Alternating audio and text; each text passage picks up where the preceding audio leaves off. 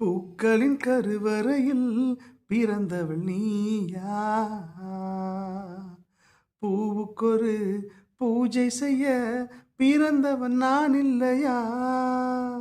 இதயத்தின் தாமரையில் இருப்பவன் நீயா?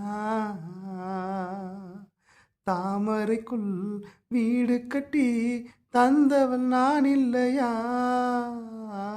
ஓடோடி வந்ததால் உள்மூச்சு வாங்குது, உன் மூச்சில் அல்லவா என் மூச்சும் உள்ளது.